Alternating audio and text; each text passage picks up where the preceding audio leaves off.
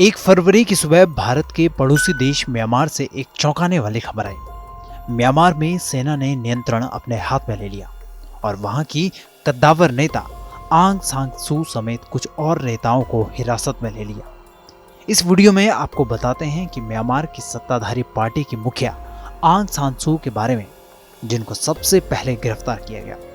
आंग सान सू का भारत से क्या नाता था?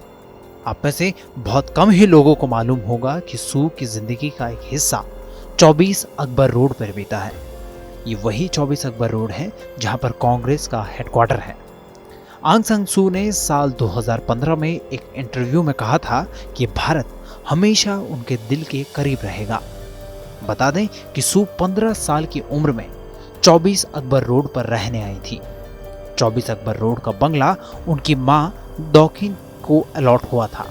इस राज का पर्दा लेखक और पत्रकार राशिद किदवई ने अपनी किताब 24 अकबर रोड में उठाया था।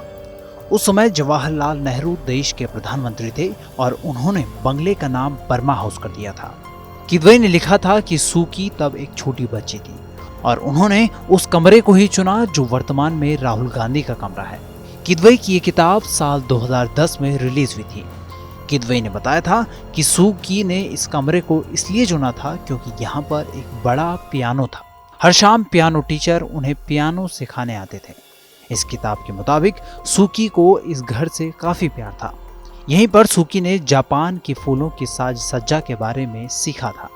सूकी 24 अकबर रोड के गार्डन में संजय और राहुल गांधी के साथ खेला करती थी। आंग सान सू की मां देश की अहम राजनीतिक महिला थी और म्यांमार की नई सरकार में उनका कद काफी बड़ा था। सन 1960 में सूकी की मां को भारत और नेपाल का राजदूत नियुक्त कर दिया गया। इसी दौरान सूकी भारत आ गई थी। उन्होंने दिल्ली स्थित Jesus and Mary convent school से पढ़ाई की और फिर लेडी श्रीराम कॉलेज से पढ़ाई की। 2 साल के लिए सूकी हिमाचल प्रदेश की राजधानी शिमला में Indian institute of advance studies में बतौर फेलो भी रही हैं। सन 1988 में सूकी अपने देश वापस लौट गई। म्यांमार फौज का दावा है कि सियासी रहनुमाओं को इलेक्शन फ्रॉड पर गिरफ्तार किया गया।